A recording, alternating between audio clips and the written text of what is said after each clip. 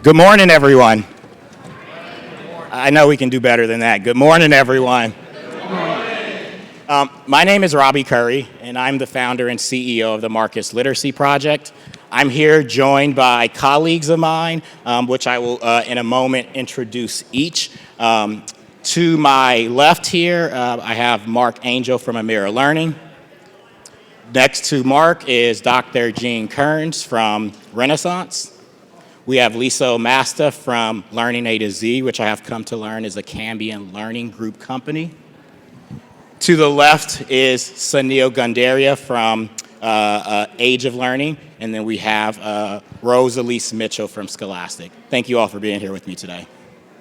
So today's discussion is meant to allow for us to really surface ideas that helps us contextualize how is it that we are better able to improve literacy rates for school-age children. And so just to level set, I would like to give us some context over how did we get to where we currently are in this debate, and then invite my panelists here to help us understand where do we go.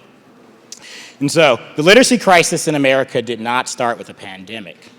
In 2019, results on national and international exams showed stagnant or declining American performance in reading and widening gaps between high and low performers. The causes are varied, but many experts point to a shortage of educators trained in phonics and phonemic awareness, the foundational skills of linking the sounds of spoken word to the letters that appear on the page. But folks, let me tell you, it's not that simple. For more than 30 years, reading instruction has involved high-stake debates between supporters of two approaches to how we teach kids to read. These two methods can be characterized as either phonics versus the whole word approach. Whatever the approach, data makes clear that something's not working, and it's time for us to find solutions that work. With that, panelists, the historical debate around literacy instruction has been contentious. However, a change has happened within the last decade or so. And so I would like to invite Dr. Kerns, if you can sort of contextualize what that change has been and its significance. Well, I think when it relates to the science of reading, really two things have happened. One, it's an acknowledgement of the research. We know more about how to teach reading than anything else in all of education. And within that body, we know more about the efficacy of phonics, phonemic awareness, and those types of approaches than anything else. So the research base is just absolutely unquestionable. That said, there's not a lot of elements of the science of reading that are necessarily new. These are the ideas of the National Reading Panel from 1997. The difference is policy. So you're seeing this written into code, written into policy, required training. I can name 2 states where every teacher is going through science of reading and training. They have 5 years to finish it, and if they don't finish it on time, they lose their credentials. Thank you for that. Would anyone else like to add on the significance of that change in the last 10 years? Well, I think one of the other things that we want to be aware of is the science of reading doesn't just mean phonics and phonemic awareness, right? It means evidence-based reading practices, and that includes, things that we know from 1997, voluminous reading, the amount of text that kids actually read and consume in different forms and formats.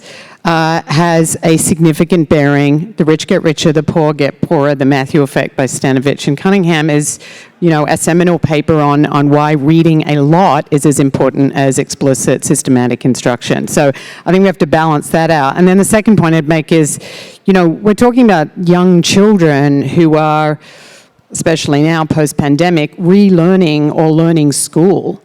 Where to sit on the rug, what to do. So they're learning the whole processes of reading aloud, of working together with others, of pair reading. So you're also talking about the teacher as a crucial part. This is not just, let's deliver systematic phonics and we'll solve the literacy crisis. Yeah, I could actually add to that. I think there's a lot of noise in the market, right? Like from the perspective of the science of reading, I don't think anybody's arguing that. But I think the real concern is when research and practice come together, and I think practice is a big part of that, and making sure that there's so much noise that teachers are saying, oh, science of reading, it's a buzzword now, what do I need to purchase? And I think that's really where the challenge becomes.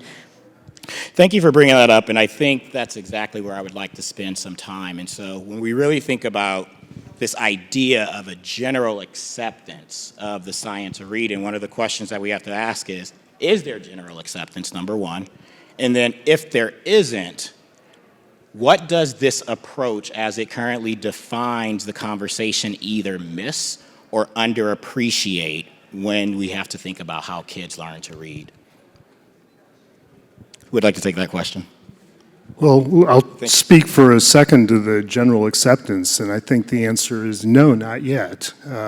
The Fontes and Pinnell program is still experiencing record sales, and we see enormous variance across the country in terms of the seriousness and commitment to the science of reading idea. Jean mentioned some states that are all in and have absolutely moved to create a science of reading foundation that is universal. We see other states that are taking a middle ground and encouraging science of reading ideas, but not really pushing for a reset on professional development. And we still other states where policy hasn't really moved in a science of reading direction yet. I think the reason for that is that we have such a long history of pendulum swings around the reading process that it's easy for people to get caught in complacency.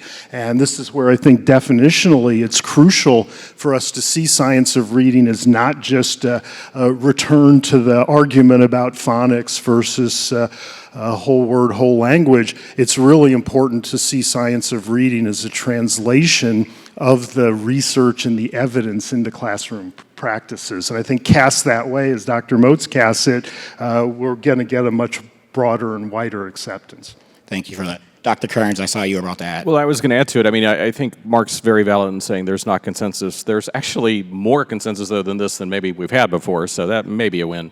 But I wanted to go back to something that Rose said, totally right. We've got to make sure that people understand that the science of reading is not just about those early grades phonics skills. That is part of it. That is absolutely part of it. So I'm not saying anything to negate any part of that message, but the most systematic and most well-done phonics-based program that could ever be delivered is not enough. If when you sound out a word, you've never heard it before, you are no closer to comprehension. And again, you can be an amazing decoder, but sometimes what you need isn't even phonics or vocabulary. You may need knowledge.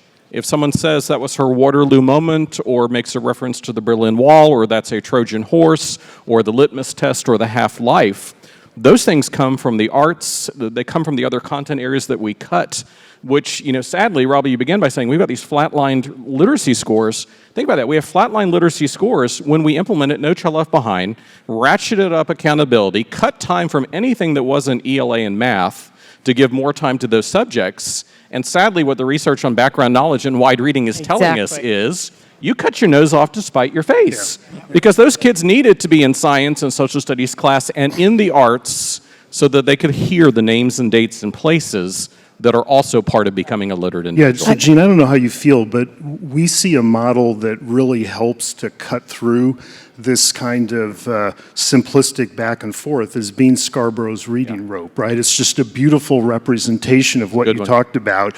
And I think oftentimes when teachers and educators really absorb that reading rope model, it helps them to see the whole picture. I'm going to be controversial, Mark. So I love the reading rope as much as anyone, but the most disturbing thing I've seen recently is a kindergarten class with the whole back wall with the rope, as though a 5-year-old is going to suddenly work out that this is how they're learning to read, by looking at the rope. So I think there's some translation issues that we're also trying to manage as a profession, as an industry, and as an ecosystem, which is how do you convert those insights, whether about voluminous reading, background knowledge, or phonics, or assessment, into something that's doable? How much code do you need, and how much meaning do you need in what you do?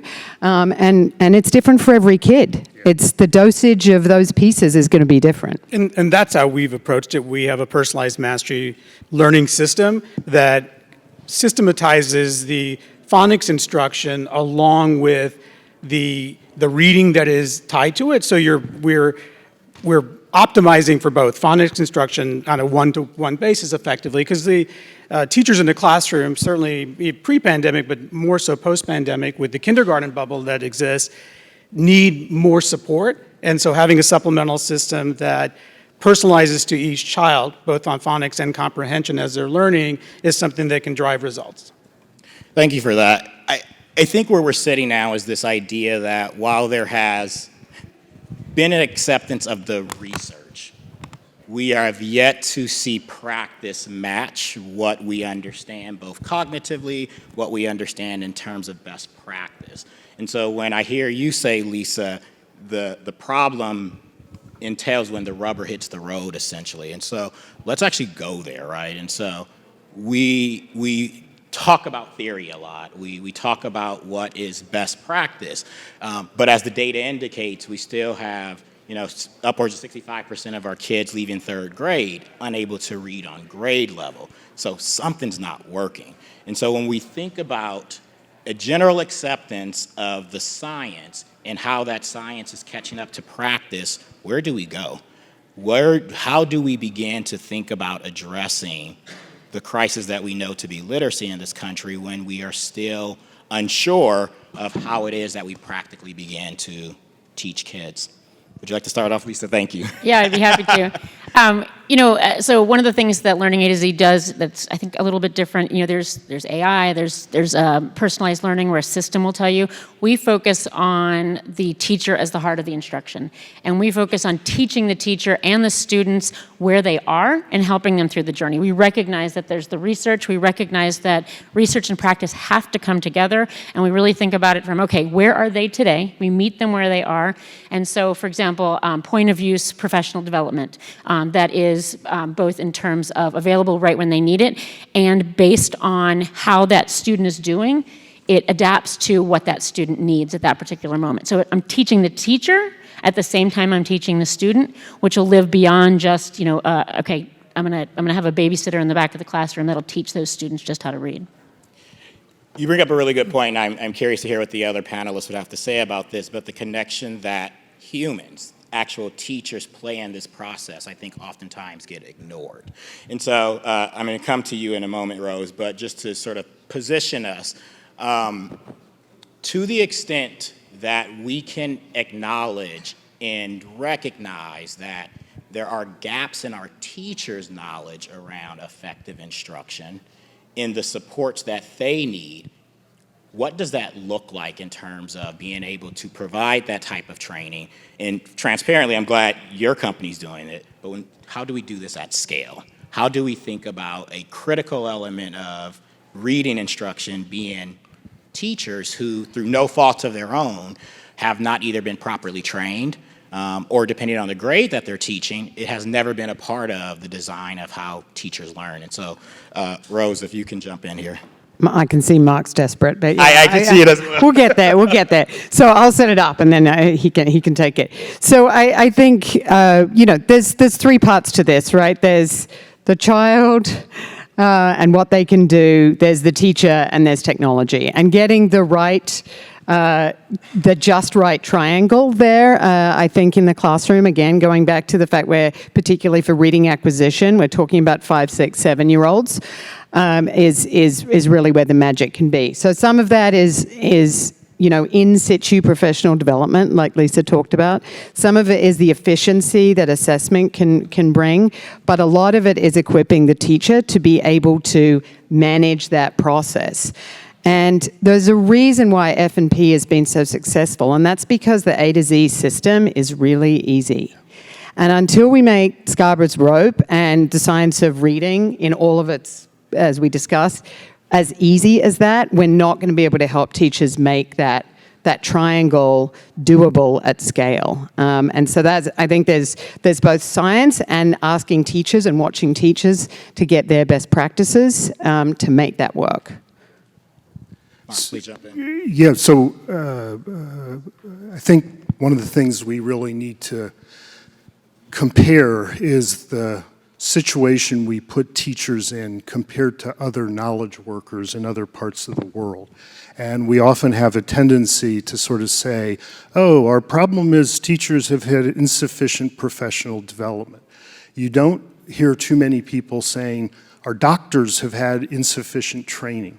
The real difference is not the level of PD, it's the sophistication and capability of the tools.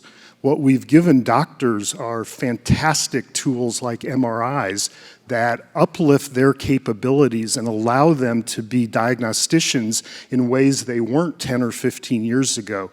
This revolution where we really foundationally enable teachers in new ways is just beginning. And I think the ultimate key, as Rose is saying, is making the teacher's life easier in the sense of empowering them with new tools that foundationally change their capacity to understand what kids need every single day. And that's what we have not done. And so for us, the emphasis is not on how do we put a teacher into a classroom situation and pound away at kind of this back office training. It's to recreate the environment that doctors or Wall Street traders live in, where every single moment of their working day, they receive information and insight that's genuinely actionable and allows them to make the decisions from an evidence-based, data-based point of view. So, and maximize their own observational perception and their calling, right? Why did they go into teaching in the first place? Yeah, and I think you're alluding a little bit to, like, I mean, there's art and science, and you need both. Because I think the challenge in all this is, I mean, I don't want to be labeled a heretic, but the standards movement didn't help. I mean, you get this list of here's 200 reading skills you need to teach kids. It creates the idea that if you check off all these skills, you've taught a kid to become a reader. And understanding cause and effect and author's purpose, these things come when you do other things right. Like reading, like doing a lot of reading. And so I use the phrase in one publication, we over-skillified this process. And I think the greatest danger in all this too is we've got to be cautious. And please hear me correctly. I'm not saying anything about the research based around phonics, but we've got to be cautious that the emphasis on getting those first parts of the journey with kids right doesn't suck all the air out of the room.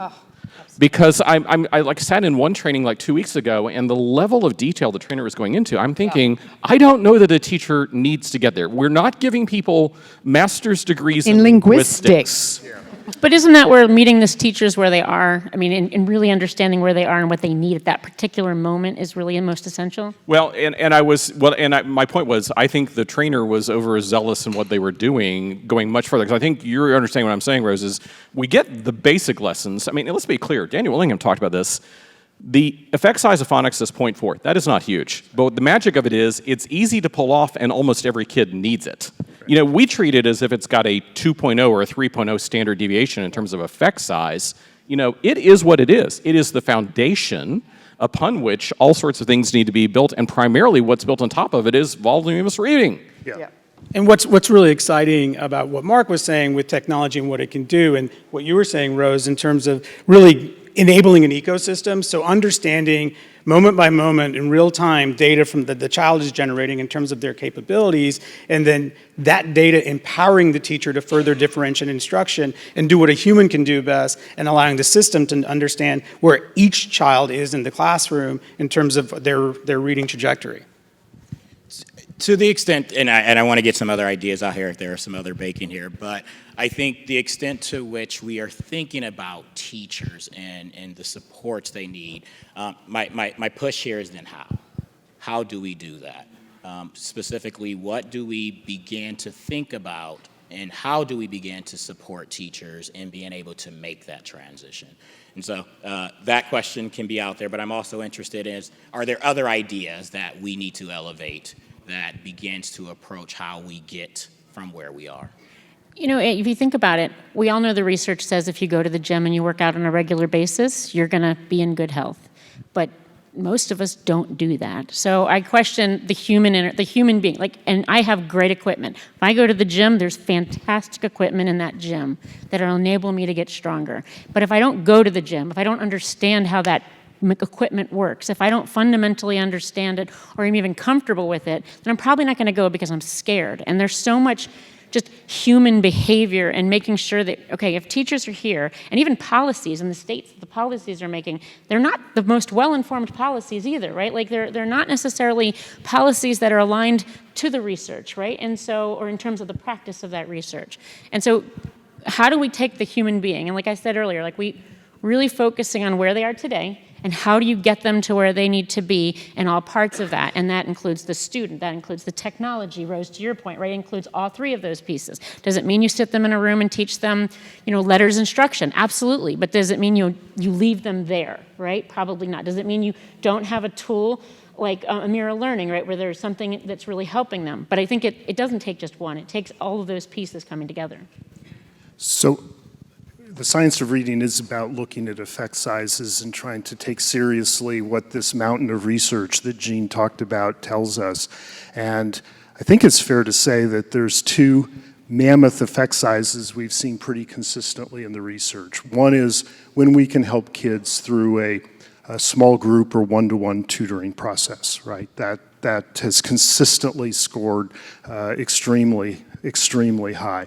The second is that both Jean and Rose have mentioned, we know that the biggest effect size comes from actually getting kids to practice reading and getting them into a virtuous cycle of reading more, feeling more comfortable with reading, and then enjoying reading so they read more. And I think that at the end of the day, we need to focus on the triangle that Rose talked about, but with an emphasis on the fact that nothing will work unless we institute an environment in which kids do a lot of reading, and a fair bit of that reading is scaffolded with a tutor or supplemental support. Can I add one more effect size, Mark, which is Hattie's research around small group? Yep. Because both of the ones you talked about are individual kids reading a lot and individual kids being tutored. And school is still, despite everything that happened over the last 2 years, a community. It's a set of kids in a classroom, whether on the rug or in chairs. But that the small group time, that's again why the other kinds of ways of teaching reading have been so successful, because they allowed teachers to crack differentiation in a way that nothing that was more complicated or overly data-driven had been able to do. So I think we have to think about that effect size that Hattie shows around small group and use that as a key to helping teachers. And they like teaching in small group. That's a thing they're already doing, habit stacking, right? We build a better habit for what small group looks like. How do we scale that solution? Working on that right now.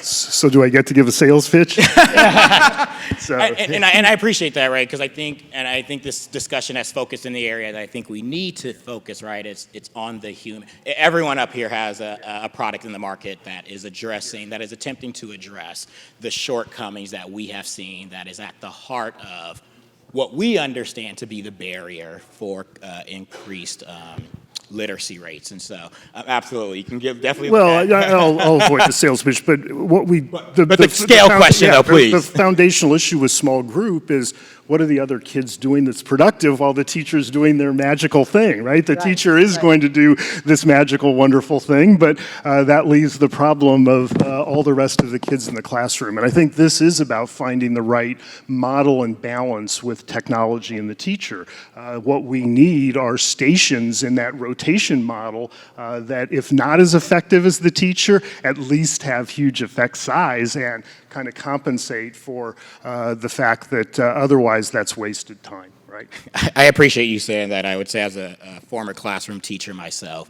And thank you, Rose. All the educators in here, let's just give it up to you all.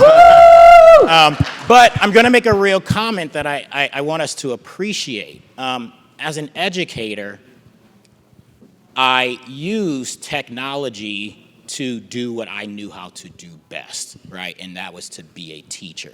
And to the extent that using the technology allow for the small group instruction to happen, to allow for that collaboration to happen that we know is associated with knowledge production and meaning, right? So all of those things are happening. I want to slightly transition this conversation now and start to think about, if there's a general approach and we know the challenges that are attendant to scaling it, I think there's also a question here around who are we still missing? And what conversations do we need to have and be very explicit about having if we're really going to crack this? And so what I would like to do is read something to you all and then have you guys respond to it. And so, as I shared, I referenced earlier the 2019 NAEP results. And generally speaking, 2 out of 3 kids, K through 12, are not reading on grade level. I want to go into a little deeper of what that data is actually saying about some of our kids. And so as you are listening to the statistic, the question I want you to really think about is, who are we missing? And from there, I want us to think about what are the implications for everything we've talked about, and then how do we use these populations as a lens to really think about, is there an approach or a difference in approach we have to think about to reach this population? And so, quoted from the New York Times, children in every demographic group have been affected, but Black and Hispanic children, as well as those from low-income families, those with disabilities, and those who are not fluent in English, have fallen the farthest behind. And so again, when we look generally, 2 out of 3, but there is a silent epidemic that's happening within those demographics. And so if I can have, I would love to bring you in here, Sunil, but if you can sort of comment, who do we miss when we focus on the approach and not necessarily focusing on who's being impacted? And focusing on the impact is why we're approaching it the way we are, is that, you bring up that data, and it's 79% if you're from a low-income family, the likelihood of being proficient by the time you're in 4th grade. And as we think about it, and we do most of our testing in low-income districts because that's where we need to make impact, and the capacity building within the teacher workforce and providing, where a lot of these kids are coming in from 0 to 5 as they enter kindergarten already behind, and that's what the data tells you. So those teachers have a lot more to contend with, and so having a personalized system that does real-time assessments from the get-go within the system itself, and then personalizes instruction based on what each child needs, and then informs the teacher and the parent in terms of how they can support learning, you can really start powering that ecosystem towards getting all kids to proficiency, which, as our job as educators, is that. Every kid in the US deserves to be proficient in reading. It's ridiculous if we don't get there, so this is where we're focused in terms of making investment to ensure that we move the needle. Thank you. Go for it, Lisa, and I want to bring Rose in here. Yeah, if I could also, so all of our programs are developed K-5, not K-2, or not K-3. And I think there's an important part in that we recognize that students aren't necessarily coming out of 3rd grade proficient, as we've identified. So what do we do 4th, 5th, 6th, 7th, and 8th? And so I think that's an unbelievably important piece. And so a student's ability to be able to have, our teacher's ability to have access to all that information, to be able to go back, to be able to supplement, to be able to support that student. And then the second piece is really affordability, and easy to use. If it's not affordable and it's not easy for that teacher to use, and it's not accessible for them to be able to go, okay, I'm going to have a 5th grader who actually needs 2nd grade content, and then actually customize that content in a way so it doesn't look like it's 2nd grade content. It's actually designed for that 5th grade student, because nobody wants to see Little Flipper 2nd grade and 5th grade. Nor do we want to see the colorful animals that don't exist in the real world. But I think you bring up a good point. I want to bring Dr. Kerns into this, and Rose, definitely. One of the things we talk about is who gets missed here, right? And I think the statistic talks about the racial demographics and the profile of students, oftentimes low income, that very much get left in this debate. I think I have another statistic here that only 15% of Black 8th graders are proficient. Only 17% of Black 12th graders are proficient, right? This is from data from 2 years ago. I also think, and Dr. Kerns would love for you to comment here, who else do we miss when we focus simply on early literacy? And Lisa started to drive this home, and this idea that, yes, cognitive research tells us K3, your brain is absorbing 10 times much that it will at that age, right? And so there's a reason why we say by 3rd grade we want kids to be proficient, but we're also missing a huge population of students, and I know that you've written about this. Well, and one of the things that pains me is if you look at the allocation of federal dollars, birth to 5 gets 90 cents of every dollar. So let's be clear, the middle schools and the high schools are sharing the remaining 10 cents. That's not a whole lot. That said, if we get everything done right, K to 3 really, really well, we mitigate the problems. But you went back to your core question of who gets missed. Was in a conversation last week with Kathy Escamilla at University of Colorado Boulder. She and some of the other folks are very concerned about making sure that we understand that the needs of emerging bilingual students are fundamentally different than native speakers, particularly through the lens of the science of reading. They're very concerned that people are trying to blanket apply some of those lessons right over to those kids, and there are some differences when you're coming at it from a second language. So she's really trying to advocate and say we need an equivalent science of reading for people for whom English is not your first language, and we need to understand that it may be different. The other one, back to your question, was I think it gets back to, well, what is the problem we're really trying to solve? So we talked about students who are high poverty and have many disadvantages there. The reality of it is the phonics piece should be a relatively easy one for us to get done. And you referenced the Matthew effect. I love what Emily Hanford said. If you come into school lacking in language, but your school gives you good phonics instruction, you got a chance, because now you can build your language through wide reading. The research just keeps on coming back again and again and again. It's the knowledge piece that we're missing. The more names and dates and places you know, the more you take in from every lecture, every video, every educational experience it is, and the less you have, the less you connect to. And I love what E.D. Hirsch says. Knowledge deficiencies are harmful to all. They are disastrous to the disadvantaged. And so when kids show up on day one in school, we need to be just as concerned about imparting to them knowledge across all the subject areas as we are in beginning that literacy journey with a systematic and explicit phonics instruction. And again, I think the danger of this is sometimes we let that fervor around that phonics piece suck too much air out of the room for there to be other things going on at the same time. Rose, would you like to add to that? I mean, there's a lot of the good points have been added here, but I just want to talk a little bit for a minute about content. Lisa touched on this, but what kids read matters, both in terms of knowledge building, but also in terms of their own interest and volition in being there and learning. We need to ask them. We need to show them a variety of things that they can read. We need to build on their assets and passions.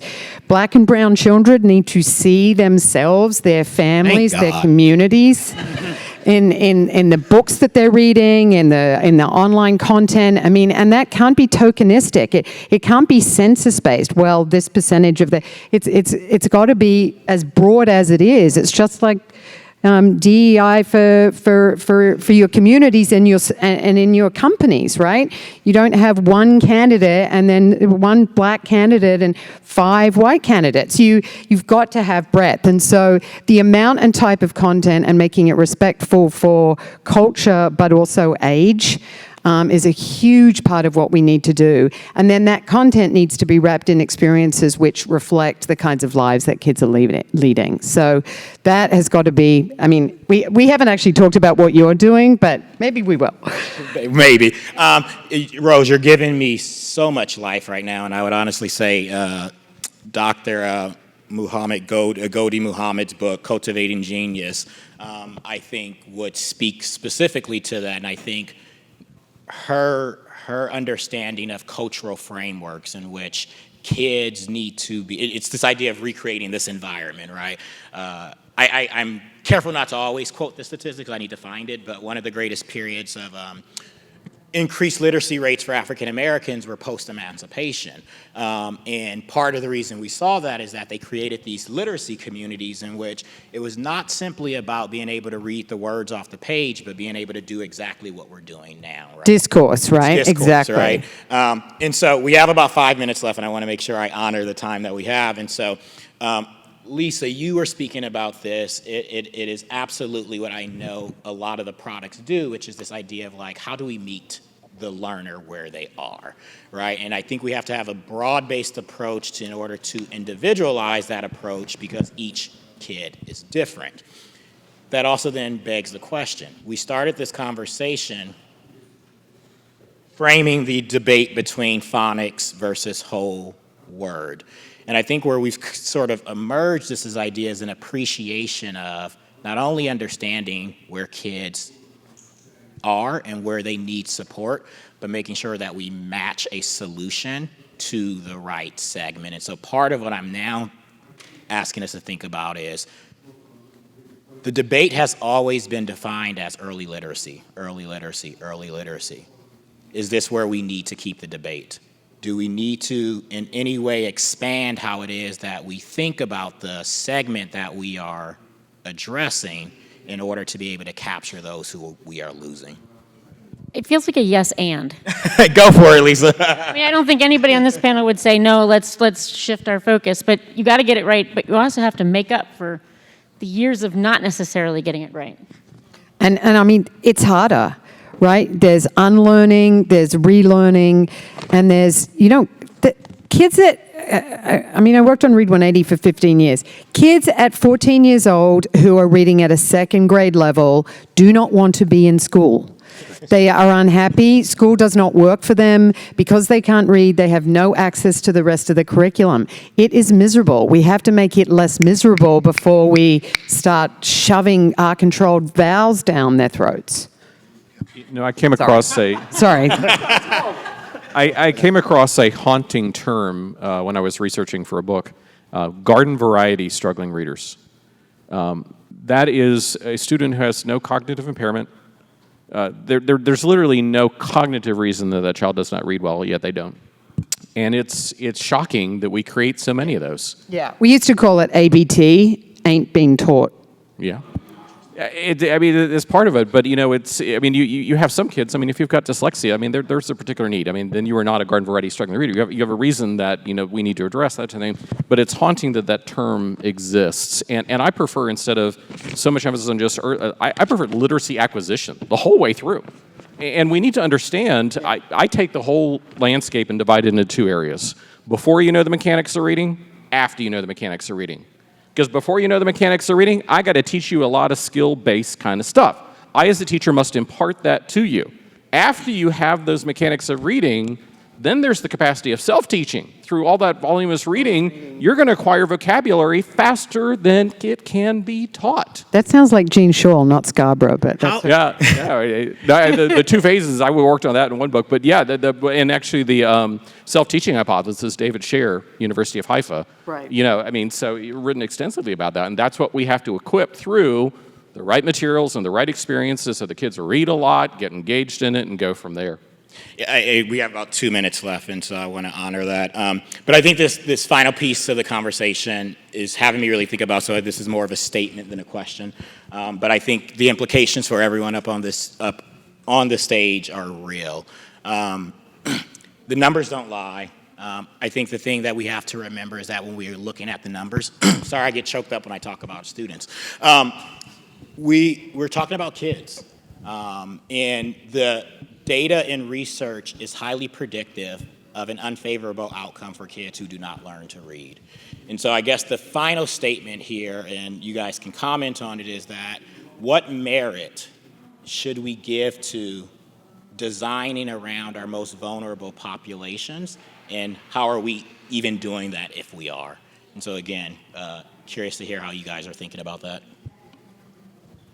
I think we have to begin with our most vulnerable populations. I think we know from a lot of the research, even in technology, that began with students with disabilities. If you begin with these edge cases, universal design for learning, you can actually build something that works for everyone. And I think the uniqueness of the moment that we're in shows us that there are many reasons why kids are not reading, whether they're in first grade or they're in 8th grade.